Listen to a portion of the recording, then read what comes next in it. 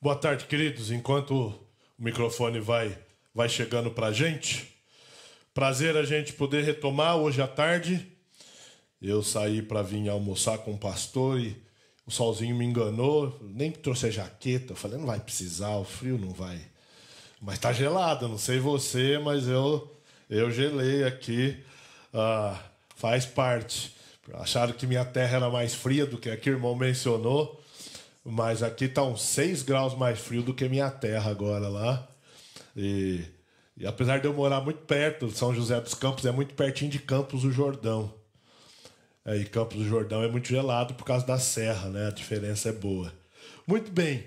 Como eu mencionei aos irmãos ontem, nosso objetivo com essa primeira parte das conferências é provocarmos reflexões. Ontem à noite conversamos sobre questões que envolvem a vida, interesses para a vida e como se tem feito uma leitura e dado respostas aos desejos não alcançados, sobretudo na vida, e como a Bíblia tem o que responder e a resposta é muito diferente da perspectiva do mundo.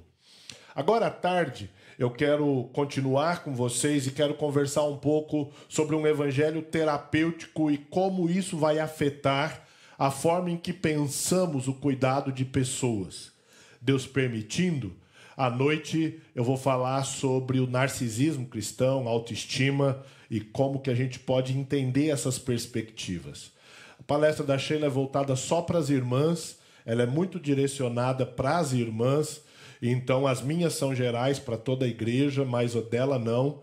A ideia é que só as irmãs ali possam entender essas questões que envolvem o mulheres aconselhando mulheres. E amanhã pela manhã, Deus permitindo, eu quero responder uma pergunta. Quem precisa de conselho? E onde encontramos conselho? E aí a gente encerra essa parte do que é mais estudo, e aí no culto a gente vai expor a palavra do Senhor. Já oramos, e eu quero então com você a considerar, deixa eu só ver se as nossas tecnologias estão funcionando aqui. Só verifica se eu estou apertando. Tá, agora eu estou. É que para cima eu achei que era para frente, mas é o contrário. Para cima é para trás e para trás é para frente. Ajuda a gente que vai envelhecendo a manter o tico e o teco ainda funcionando. Eu tô lendo um livro sobre a neurociência e aí está falando dos funcionamentos do nosso cérebro e é um dos bons exercícios de manter o cérebro sempre funcionando, é a gente sair do que é habitual. Quero falar sobre o evangelho terapêutico e o aconselhamento bíblico. Você já parou para pensar que a igreja mudou muito o seu rumo? A igreja, e eu vou falar da igreja brasileira, ela tem decidido satisfazer os anseios naturais do ser humano. Em vez de chamar os homens ao arrependimento, a igreja tem decidido se inclinar a mensagens sobre as necessidades sentidas pelo ser humano. Em vez de inspirar o ser humano a buscar uma fé que seja purificada pela pessoa e obra de Cristo, ter levado as pessoas a buscarem um outro tipo de fé que é completamente humanista, para satisfazer as próprias necessidades. Eu queria pensar um pouco com vocês sobre isso agora à tarde e pensar numa perspectiva de um evangelho que eu estou chamando aqui de evangelho terapêutico. E não fui eu que cunhei este termo.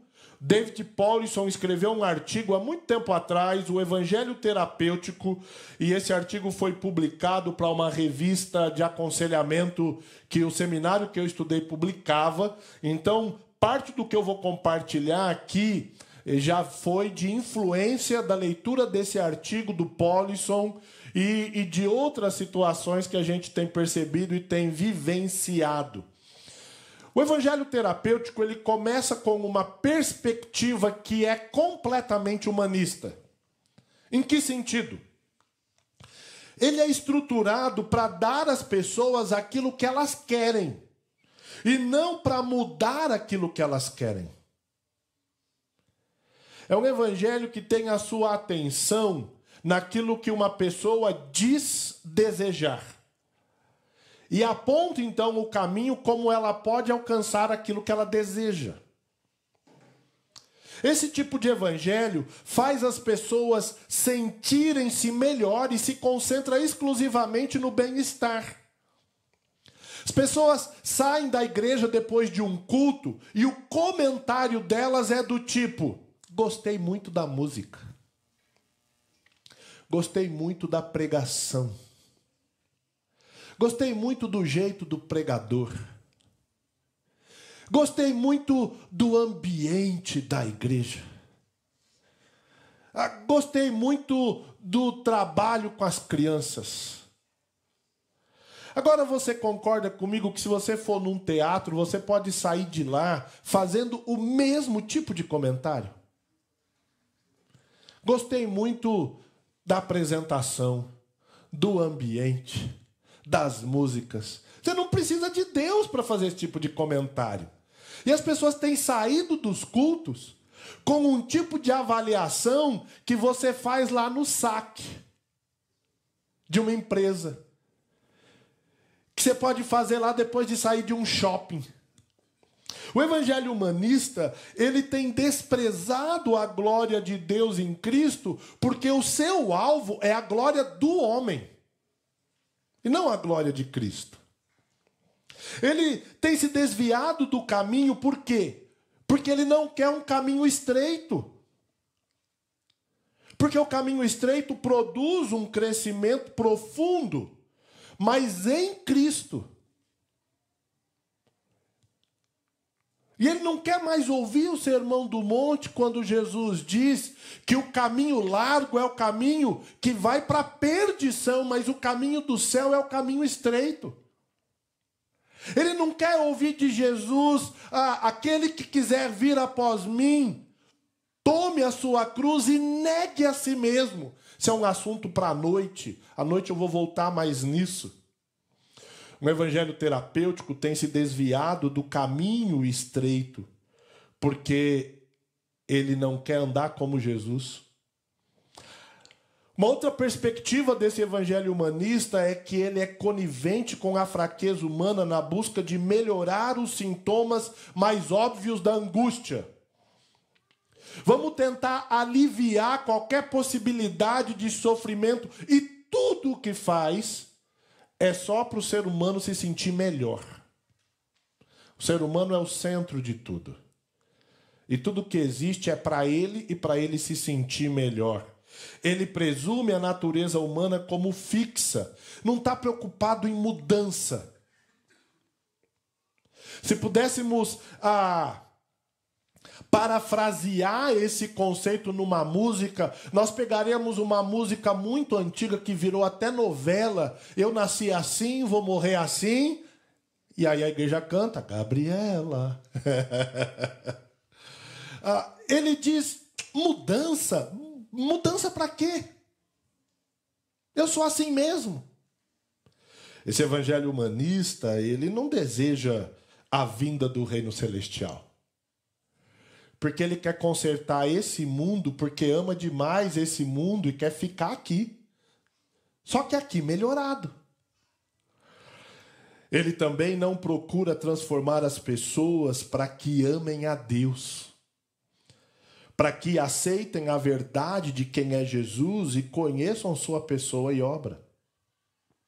Ele é um evangelho que vai fazendo aquilo que 2 dos discípulos de Jesus, poucas semanas antes de Jesus chegar a Jerusalém, para a última Páscoa, aqueles homens com a mãe vão a Jesus e dizem assim: quando o Senhor estiver sentado no trono, nos permita sentar um à sua direita e outro à sua esquerda.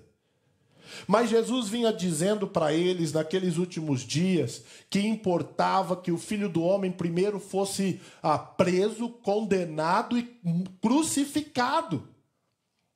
Se eles queriam estar ao lado de Jesus, porque naquele momento não foram a Jesus e disseram assim: quando o Senhor estiver pregado na cruz, então eu quero estar à sua direita e o outro à esquerda.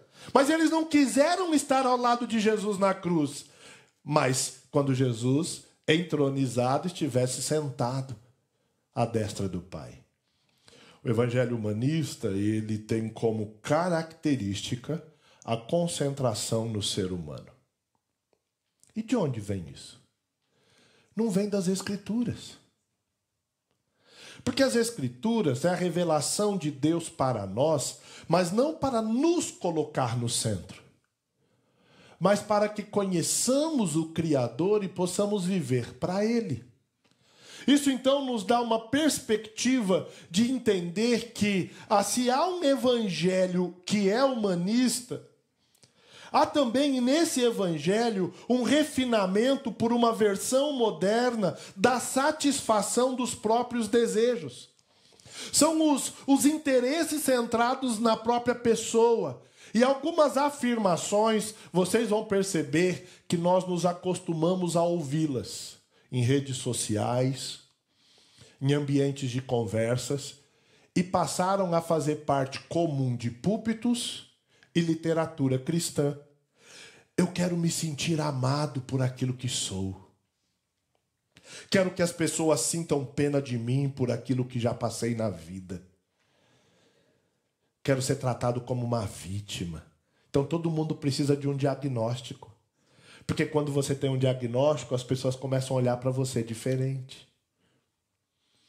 Eu quero experimentar um senso de importância e de significado pessoal. Aí você pergunta para a pessoa, o que isso significa? Ela não sabe nem o que ela quer, mas ela diz que quer. Eu quero ser bem-sucedido na minha carreira. Qual carreira? E você quer ser sucedido com qual finalidade? Porque ninguém quer ser mal-sucedido na vida. Mas quando você diz que quer ser bem-sucedido, o que você quer dizer com isso? Normalmente o que a pessoa quer dizer com isso é que o seu senso de significado está numa conquista profissional, estudantil, material, relacional. Eu quero mostrar uma autoestima e mostrar que sou alguém realizado. Está emocionalmente bem comigo mesmo. Quero ser capaz de expressar as minhas opiniões e os meus desejos e ninguém questionar as minhas opiniões e os meus desejos. Eu quero entretenimento, sentir prazer no fluxo interminável de espetáculos que deleitam meus olhos, que me fazem rir. Quero uma sensação de aventura, daquela excitação e ação por causa de movimentos que estão em torno de mim, para me sentir com as emoções que faz uma vida se desenrolar, não ser uma vida estática. Agora, quando a gente ouve esse tipo de frase e de desejo e de afirmação de alguém que não conhece a Cristo e a revelação da obra do Senhor Jesus Cristo, pode fazer muito sentido, porque o ser humano está buscando encontrar respostas para a sua vida. Mas o grande problema e perigo é que cada uma dessas ideias e afirmações não são comuns apenas entre aqueles que não têm como propósito de vida a glória de Deus. Mas isso se tornou comum na fala, nos desejos e na prática da igreja cristã, em que colocou o ser humano como centro de tudo e vive para que o ser humano aprove. E de que Deus agora seja apenas um servidor. Para que Deus agora seja apenas alguém que faz aquilo que eu quero. Para que Deus não seja o Senhor a quem eu tenho que servir, mas que Ele seja o servo para me dar aquilo que eu desejo. O evangelho humanista, esse tipo de evangelho terapêutico, é um evangelho sem o Cristo da Bíblia, porque você pode alcançar todas essas coisas e não precisa de Cristo. Nesse novo evangelho, os grandes males a serem reparados não conclamam a nenhuma mudança fundamental de direção no coração humano, porque ele nega o pecado. A mudança não é porque o pecado desonra a glória de Deus. A mudança é porque aquilo me atrapalha a alcançar os meus alvos. Então, quando eu vou a Deus em oração, eu não vou para ter um coração quebrantado e contrito diante dele. Mas eu vou porque tem algum problema que não me deixa chegar onde eu quero. É um evangelho sem Cristo. Jesus e a igreja existem para fazer com que você se sinta amado, aprovado, prestigiado. Então você não pode ouvir ninguém te confrontando, falando sobre pecado, tratando pecado. Vamos mudar os termos. Vamos parar de chamar de pecado, vamos começar a falar que é uma síndrome. E outras coisas dessa natureza. É um evangelho sem Cristo. Num evangelho sem Cristo, o olhar médico-terapêutico é metaforicamente estendido aos desejos psicológicos. Estes são definidos da mesma forma que um problema médico. Mas quando se vai analisar de fato o que a ciência diz, você vê que não há uma comprovação científica de que aquilo seja uma doença, por exemplo. A definição de doença nesse tipo de evangelho ignora o coração humano pecaminoso. Ignora Romanos 1, que fala sobre o que significa a manifestação da ira de Deus na impiedade humana e num homem que agora é entregue a ser escravo dos seus próprios desejos, porque, como diz Romanos 1, 28, vive segundo uma disposição mental reprovável para praticar toda sorte de coisas inconvenientes. Quando nós olhamos para esse tipo de evangelho, nós temos nessa definição que ignora o que o coração humano aponta, uma pessoa que não se vê como o agente responsável pelos problemas que tem. É um evangelho que, quando oferece a cura, a oferta de cura omite o Salvador que levou os pecados. Omite o arrependimento da incredulidade, da obstinação, da impiedade. O nome Jesus é mencionado muitas vezes nesse tipo de evangelho, mas apenas como alguém que existe para suprir as necessidades e não para salvar as pessoas. Não para apontar a condenação eterna, que é um assunto cada vez menos mencionado. Nesse tipo de evangelho, o amor próprio é massageado. Você precisa se sentir bem consigo mesmo. E é responsabilidade da igreja fazer você se sentir bem consigo mesmo.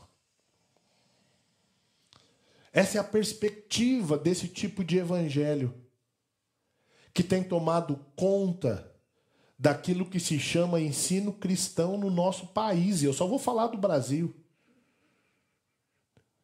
Quando você tem uma minoria dando atenção e praticando isso, já é um prejuízo. Mas, infelizmente, as notícias não são boas. Porque hoje a maioria das igrejas que estão preocupadas com isso.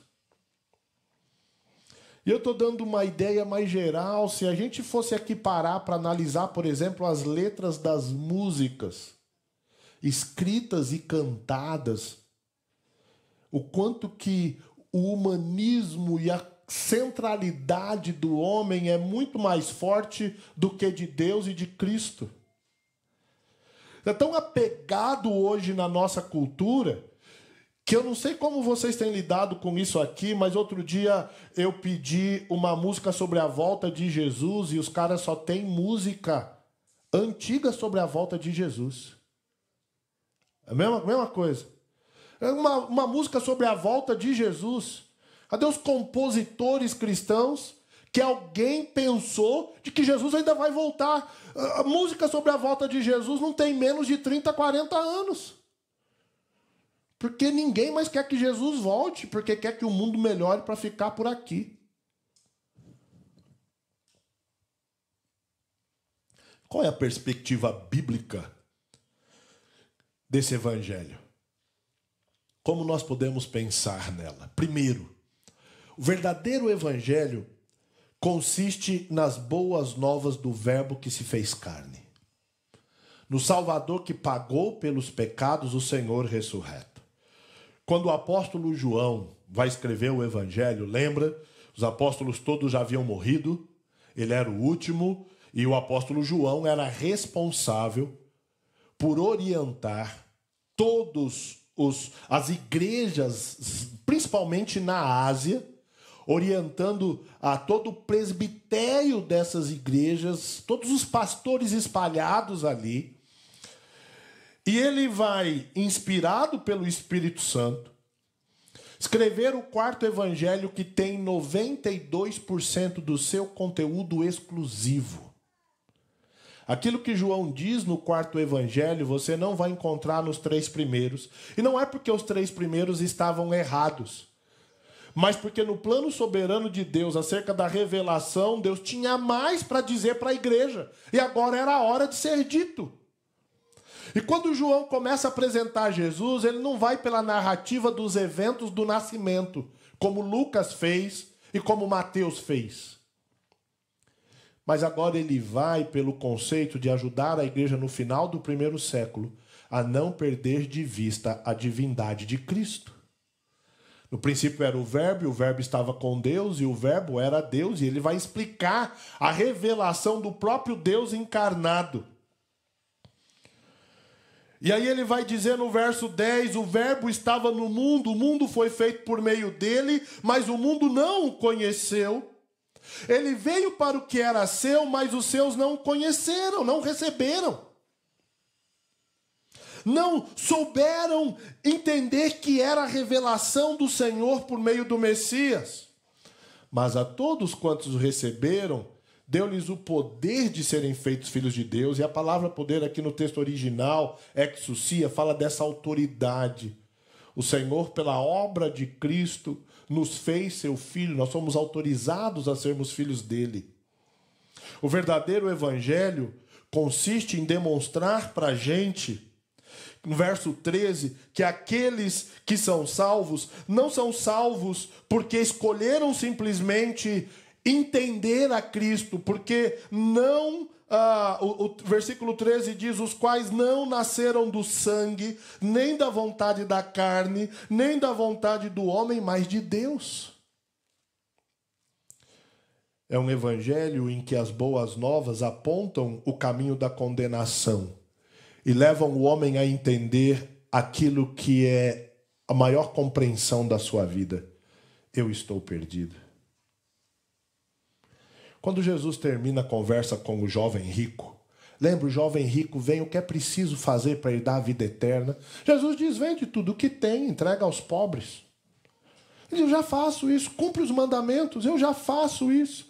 Então, e aí aquele homem entra em crise, eu já cumpro os mandamentos, mas eu não consigo fazer tudo isso, entregar tudo. Aquele rapaz vai embora e os discípulos que estão em volta de Jesus se aproximam dele e perguntam assim para ele. E Lucas nos dá essa sequência exatamente. E quando Lucas escreveu, não tinha nem versículos. Quem estava lendo pela primeira vez teve muito mais facilidade de entender como foi escrito isso. E os discípulos vêm e dizem assim, Senhor, então é impossível que alguém seja salvo. E qual foi a resposta de Jesus? É isso mesmo. A salvação é impossível ao homem. Enquanto alguém não entende isso, não entende o que é o evangelho.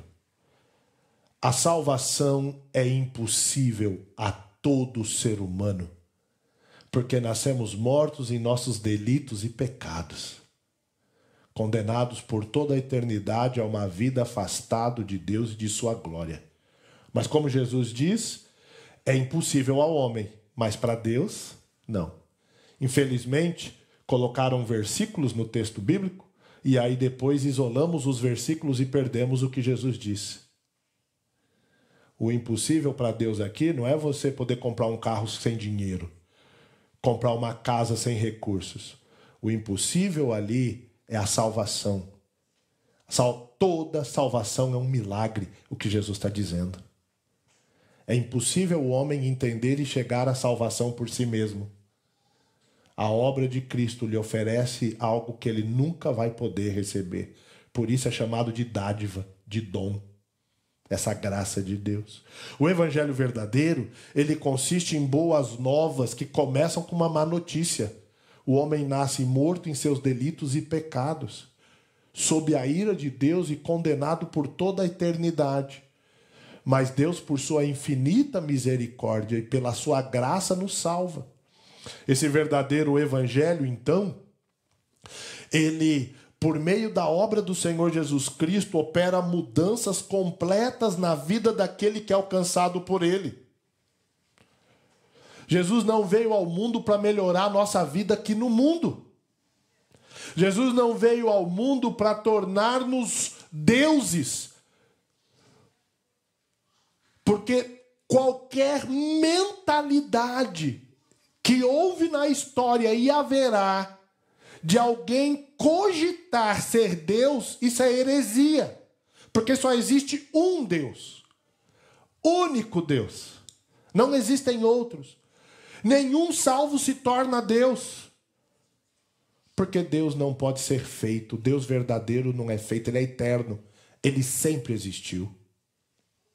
O verdadeiro evangelho, ele opera mudanças completas na vida. Ele não quer melhorar a nossa vida. Ele quer transformar a nossa vida. Ele não quer que eu viva melhor para poder alcançar mais coisas neste mundo. Mas ele quer transformar a minha vida porque o propósito da salvação é que Deus seja glorificado. E se eu não tiver a vida transformada, eu não glorifico a Deus como ele espera que aconteça. Quando nós pensamos nesse verdadeiro evangelho, alguns anseios naturais são alterados. Porque aquele que é alcançado com o evangelho verdadeiro entende a necessidade de obter a misericórdia de Deus constantemente. O Salmo 25, versículo 7 diz: não te lembres dos meus pecados da mocidade, nem das minhas transgressões. Lembra-te de mim segundo a tua misericórdia, por causa da tua bondade, ó Senhor. Deus, eu não sou nada, e eu não mereço nada. Não se aproxime de mim, porque eu não tenho nada para dar ao Senhor. Por isso, lembra-te de mim por meio da tua misericórdia. Porque o Senhor é bondoso, não porque eu sou bom, mas porque o Senhor é bom, porque eu não tenho nada para te dar. O verdadeiro evangelho nos coloca na realidade de quem somos como seres humanos. Que sem a graça de Deus, nós nunca poderíamos nos aproximar dele. Esse verdadeiro evangelho, ele altera o anseio de buscarmos adquirir sabedoria do mundo. E ele agora nos coloca numa busca para adquirirmos a sabedoria que vem de Deus, abandonando aquela preocupação obstinada conosco. O temor do Senhor é o princípio do saber. Por isso que os loucos desprezam, porque eles não podem conhecer o Senhor. Esse anseio alterado também nos leva a desejar agora o aprender a amar a Deus e ao próximo. Eu vou voltar para Mateus 22 hoje à noite, se Deus permitir. Mas qual é o nosso grande mandamento? Amar a Deus sobre todas as coisas e ao próximo. Esse é o resumo do decálogo, dos 10 mandamentos. Os 4 primeiros dos 10 mandamentos é o nosso relacionamento direto com Deus. Os outros 6 são os nossos relacionamentos interpessoais. E o que Jesus faz aqui? Ele nos ensina o que é o desafio da nossa fé. Amarmos a Deus sobre todas as coisas e ao próximo. É o que Moisés está ensinando para aquela geração que vai entrar na terra prometida em Deuteronômio 6. No versículo 4. Ouve Israel, o Senhor nosso Deus é o único Senhor. E a palavra hebraica para único lá é muito interessante, porque isso tem a ver com a crença que nos leva a amar a Deus. Há 2 termos hebraicos que nós traduzimos para único. Um termo hebraico fala de único simples. Eu tenho uma maçã. Um outro termo hebraico fala de um único composto. Eu tenho um cacho de uvas. É um cacho de uvas composto por várias uvas. Em português, a gente só tem uma palavra para se referir ou a uma maçã ou a um cacho de uvas. Vou falar um único. Mas em hebraico nós temos duas palavras diferentes. Yahid e Ehad. Uma dessas palavras fala de um único composto. Agora, olha, é interessante como Moisés constrói isso em Deuteronômio 6, 4 e 5. Esse é o verso 5. O verso 4 e 5. Ouve Israel, o Senhor nosso Deus é o único Senhor. Mas um único composto, porque ele fala de um Deus trino. De um Deus trino. E o nome de Deus, só nesse versículo, vai aparecer Elohim e Yahweh. Vai falando desse ser que é eterno, que nem deveríamos pronunciar o termo. De um Deus que é trino, para falar o nosso relacionamento com Ele, diz quem somos. Todo ser humano na face da terra faz o que faz, pensa o que pensa, por causa da crença que ele possui. Não importa o Deus que ele crê, a sua crença define como ele vive. E qual é o grande desafio para nós? Cremos no único Deus e amá-lo sobre todas as coisas. Esse é o desafio para nós pais. O que um pai ensina para um filho? Só há duas coisas em toda a vida para ensinar para um filho. E como fica fácil guardar, só há duas coisas que um pastor tem para ensinar para a sua igreja. Sabe o quê? Existe um único Deus. E esse Deus tem que ser amado sobre todas as coisas. Todo o resto está debaixo disso. O evangelho terapêutico, ele não diz que você tem que amar a Deus sobre todas as coisas. Ele diz que você tem que amar a si mesmo e quando isso for possível, então você vai amar a Deus. Ele está voltado para você, é contra Deus. Mas o evangelho verdadeiro não. Ele muda esse anseio porque o amor é concentrado em Deus. Ele anseia por ver o nome de Deus honrado. O apóstolo Paulo, em Colossenses 3, ele menciona da nossa vida com Deus. Pense nas coisas do alto. Busque as coisas do alto onde Cristo está. Aquele que te deu uma nova vida. No verso 5 de Colossenses 3, mortifique o eu, fazei morrer a sua natureza terrena. E ele vai explicando isso. E antes de terminar toda a sua explicação, no verso 17 de Colossenses 3, ele diz: e tudo o que fizerdes, seja em palavra, seja em ação, fazei-o em nome do Senhor Jesus Cristo, dando a Ele essa graça a Deus Pai. Tudo o que fizerdes. O evangelho terapêutico não está preocupado com graça e glória ao nome de Deus. Não tem gratidão. Não tem contentamento. Porque é voltado para nós. E sabe o que acontece com o nosso coração? Nós vamos alcançando, vamos adquirindo e nunca estamos satisfeitos. O evangelho terapêutico é falso porque ele não entrega o que promete. Você fica esperando receber, a hora que chega já não vale mais nada. Vou te dar um exemplo com o aparelho celular. Você compra o seu aparelho celular zerinho, novinho, juntou um dinheiro, esperou, aí conseguiu, porque você queria aquele modelo.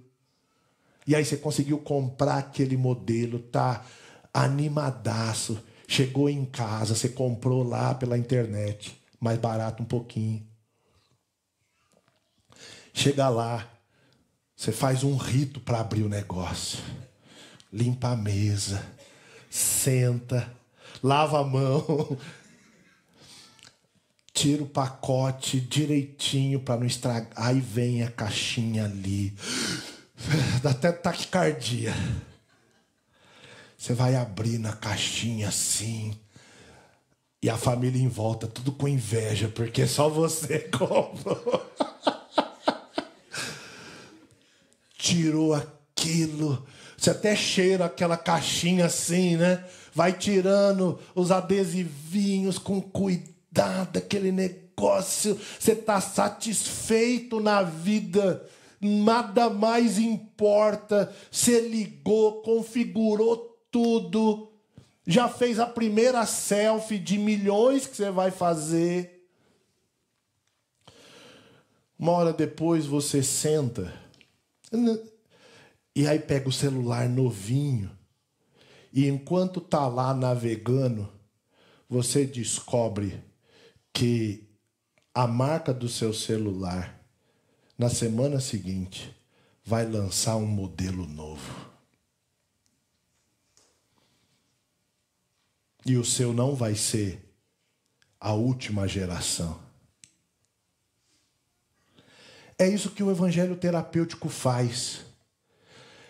Ele te faz acreditar que quando você alcançar aquele desejo do seu coração, você estará satisfeito. Mas na hora que você alcança, no minuto seguinte, você já está pensando no que você não tem e não no que você tem. Mas no Evangelho de Jesus Cristo, quando ansiamos por amar a Deus e o nome de Deus, nós então não perdemos essa perspectiva. Se a gente segue, ele trabalha para que a glória, a benignidade e bondade de Cristo sejam vistos na terra, não a nossa glória. Ele clama para ser libertado da justiça própria e dos pecados, não para achar que ele é bom. Aprende a suportar as provações, por mais estranho que pareça o que Tiago diz. Tiago, capítulo 1, versículo 2, tende por motivo o passardes por várias tribulações. Tende por motivo de toda alegria. Tende por motivo de toda alegria o passardes por várias provações. Ele diz quem é o homem bem-aventurado no versículo 12. Bem-aventurado o homem que suporta com perseverança a provação, porque depois de ter sido aprovado receberá a coroa da vida, a qual está reservada àqueles que o amam. Mas depois de ter sido aprovado não é antes. Tem que passar pela tribulação. Há uma diferença entre o evangelho terapêutico e o evangelho puro de Cristo. E por isso hoje há uma diferença entre os cristãos que, mesmo enfrentando lutas, permanecem firmes nos caminhos do Senhor, e daqueles que, como qualquer incrédulo, se desesperam por tudo e sem medicações e drogas não suportam mais nada. Há uma diferença. Quando nós entendemos o evangelho terapêutico, nós vamos ver que ele vai corrigir esses 5 elementos que o mundo diz que sem eles nós não vivemos. O evangelho puro de Cristo, ele corrige a necessidade de amor. Certamente é bom saber que se é amado e conhecido. No entanto, o amor de Cristo se manifesta intencional e pessoalmente a despeito de quem eu sou. Eu não sou amado porque me tornei uma pessoa melhor. Eu sou amado porque Cristo decidiu me amar sendo eu ainda pecador. E a minha maior necessidade não é aprender a me amar, mas a maior necessidade é aprender sobre o amor de Deus derramado sobre a minha vida. Ele corrige isso. Ele corrige a necessidade de significado. É bom quando as pessoas têm essa direção clara para a vida, mas certamente é bom quando as obras do salvo são duradouras. O evangelho verdadeiro, ele inverte a ordem daquilo que é pressuposto pelo que é falso. A necessidade de significado num evangelho falso é idolatria. Porque quem é adorado é o homem e não Cristo. Ele também corrige a necessidade de autoestima, de autoconfiança, de autoafirmação. Ganhar um senso confiante de identidade é algo muito bom. Mas nenhum aspecto da nossa identidade tem por referência nós mesmos. Porque quando Cristo nos salva, Ele nos dá a vida dele. Então a referência é Ele e não nós. Pode parecer que é muito perto uma coisa da outra, mas está muito distante o fruto disso. E qual é hoje já uma evidência dessa distância? Os crentes não perseveram mais nas lutas, nas dificuldades. Abandonam o Senhor ou culpam a Deus por qualquer coisa. Não entendem o significado de viver depois de Gênesis 3. Nós vivemos num mundo caído, que está aguardando quando Cristo vem para dar para a gente uma perspectiva de eternidade, numa experiência que aqui na terra nós não teremos, por melhor que seja o efeito da salvação hoje. Mas a plenitude dela só será experimentada com o retorno de Cristo. Ele corrige a necessidade de prazer. E essa é uma das questões, para nós, sobretudo que vivemos no Ocidente, muito forte. Você já reparou que ninguém vende absolutamente nada nas mídias sem ter que fazer uma piadinha que na maior parte do tempo é sem graça? Aí vender qualquer produto precisa contar uma piadinha. Às vezes fica assim, para quê? A gente conversa, comenta às vezes assim, uma empresa imensa, bilionária, aí senta lá a equipe de marketing para produzir esse tipo de coisa. O cara está vendendo um produto bom, tem que fazer uma piadinha sem graça. Porque tudo tem que ter algum tipo de prazer, de lazer. Agora pensa como isso afeta a nossa vida como igreja. Eu estou falando como pastor. Eu tenho 27 anos de pastorado. Falo assim, irmão, nós vamos ter uma reunião de oração num dia frio e não vai ter comida. Não vai ter comida. Muda muitas coisas, não muda? O pastor vai orar sozinho, né?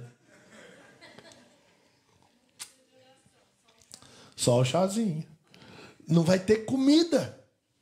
Porque tudo a gente assim, mas o que eu vou ter extra? Mas o que eu vou ter a mais? Para tudo. Eu acabei de fazer a exposição do Sermão do Monte para a nossa igreja. E um trecho do Sermão do Monte fala sobre jejum. E quando nós fazemos jejum pelas razões certas?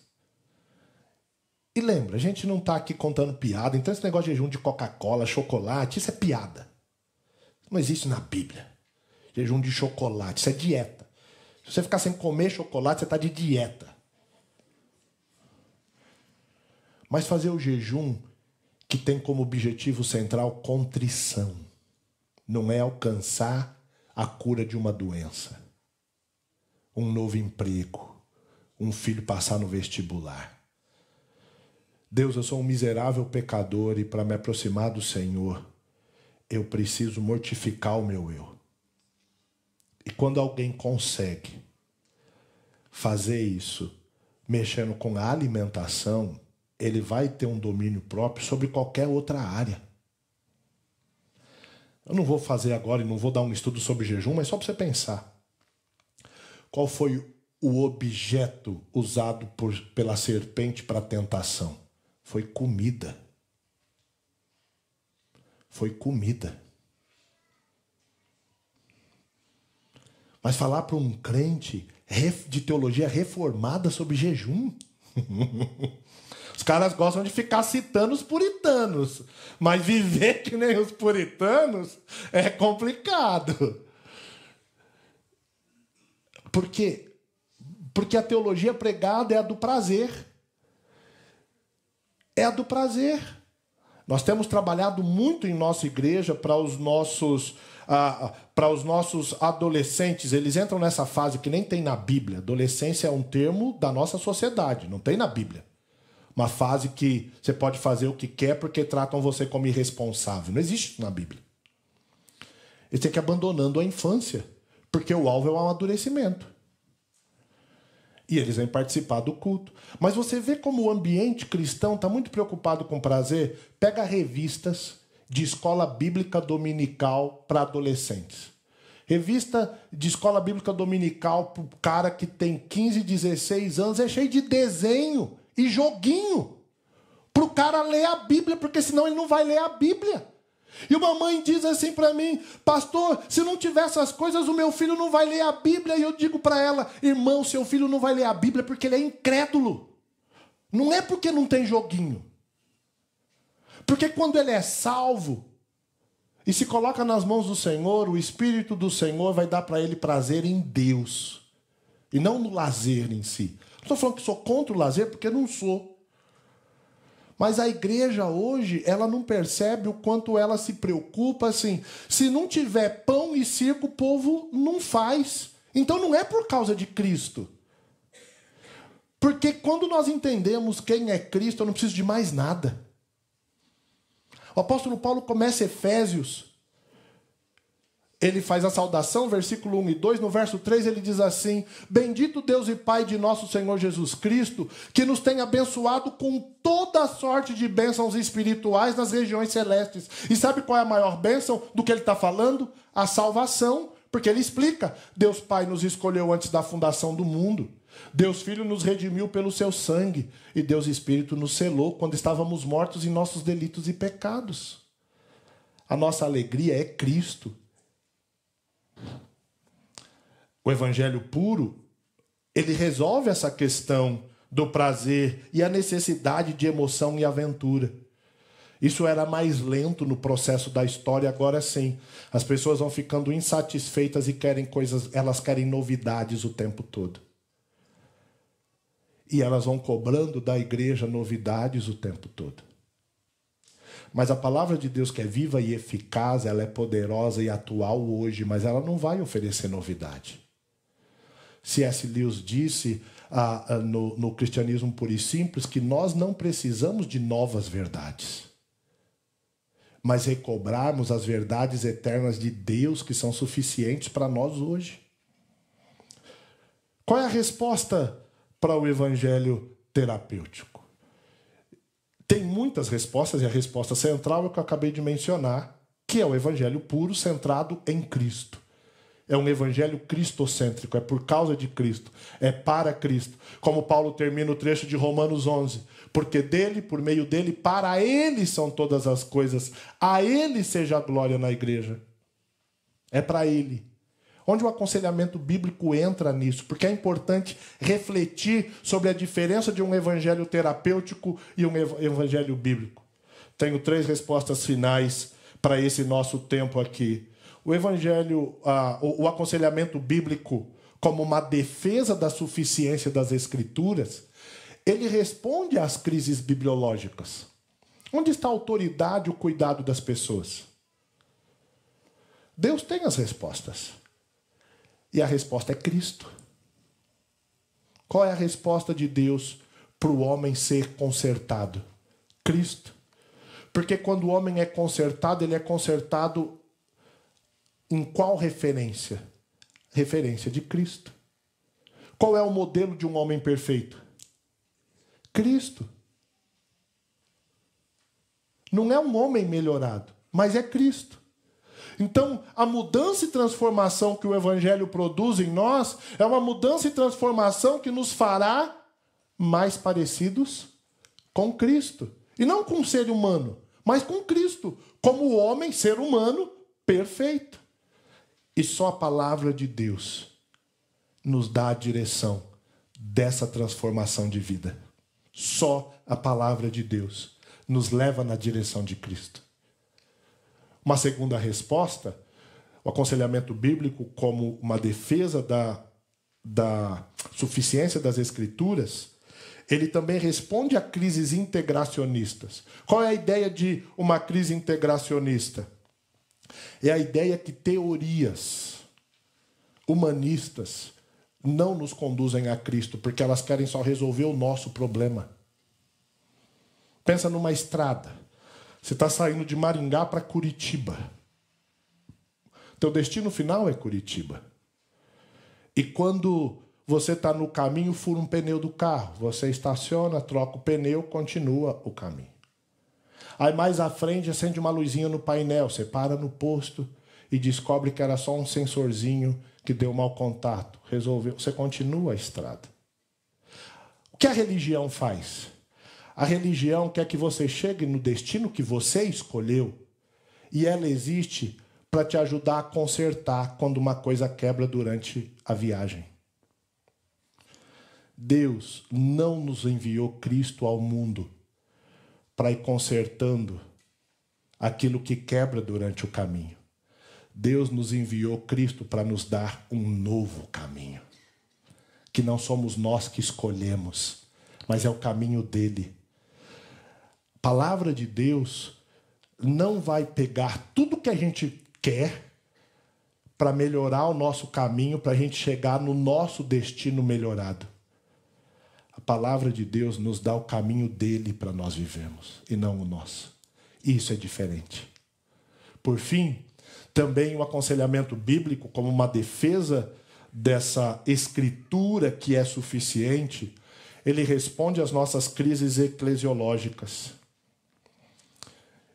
Voltando ao Sermão do Monte, Jesus diz aos discípulos que agora representariam o seu reino aqui na terra. Vocês são sal da terra e luz do mundo. Sabe como Deus é conhecido no mundo em que vivemos? Pela sua igreja. Pelo seu povo. Não tem outro meio.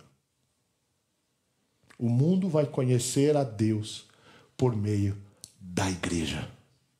E um evangelho terapêutico não revela Deus. Mas o evangelho puro revela Cristo, porque ele é o centro da igreja. O que o aconselhamento bíblico faz enquanto está orientando pessoas, ele só está reforçando aquilo que é a tarefa da igreja: anunciar a Cristo a todos os povos, até que ele venha. Então, quando nós estamos pensando nisso, a nossa reflexão é termos discernimento. E a aplicação agora à tarde. Termos discernimento. Termos discernimento. A conversa de Satanás com Eva foi muito sutil. Satanás chama Deus de mentiroso, mas ele não usa o termo mentiroso. O que foi que Deus disse? Deus disse que nós podemos comer de qualquer fruto do jardim, menos daquele, porque o dia que comemos daquele, morreremos. E Satanás diz a ela, certamente não morrerão. Ele não diz Deus mentiu, mas ele é falacioso. E Satanás só tem uma estratégia na tentação, até hoje a mesma. É enganar. Fazer a mentira ter alguma cara de verdade. E, queridos, o nosso desafio nos sinais dos tempos, porque estamos vivendo os sinais dos tempos, é não cairmos no engano de Satanás. É não desejarmos um evangelho que facilite a nossa vida, mas buscarmos o evangelho puro. E o evangelho puro, na fala de Jesus, é: se alguém quer vir após mim, negue-se a si mesmo. Tome a sua cruz e siga-me. Esse é o evangelho puro. Ele não é popular. E sabe por que não é popular? Porque não é para todos. O caminho da perdição é largo. A maioria está andando nesse caminho. Mas o caminho do céu é estreito. Não é para todos. Mas nós que temos sido chamados pelo Senhor, temos que ter essa consciência. E a diferença entre um evangelho terapêutico e o evangelho puro é quem está no centro. Se não for Jesus, qualquer outro não vale a pena seguir. O aconselhamento bíblico nos ajuda a cumprirmos a missão, tendo essa perspectiva de que cada vez que damos um conselho, o que estamos fazendo é ajudar aquela pessoa a ter Jesus Cristo no centro de sua vida. Amém? Muito bem, nós vamos orar e parar para um intervalo. E aí depois as irmãs voltam. Tem um aviso aqui. Deixa eu orar, depois se tiver algum aviso, irmão. Senhor Deus, é com cuidado e humildade que refletimos sobre a questão do evangelho terapêutico. Porque nós apenas temos conhecido a verdade, mas a verdade está no Senhor e não em nós. O Senhor é a verdade. E não queremos falar disso com a arrogância de dizermos nós estamos errados e os outros estão certos ou vice-versa. Mas queremos refletir de que há uma diferença. E temos que ter discernimento para não sermos enganados, porque o Senhor nos chamou para sermos sal da terra e luz do mundo. Nos chamou para anunciarmos a Cristo neste mundo até que Ele venha. E a nossa tarefa é ensinar desse evangelho. E queremos fazer isso da perspectiva em que o seu nome seja anunciado para ser glorificado. Possamos ter um coração humilde, mas ao mesmo tempo sábio, para não nos desviarmos do caminho que é do Senhor para as nossas vidas. Continua nos abençoando nesse dia, naquilo que ainda vamos conversar e refletir. Em Cristo Jesus que oramos. Amém.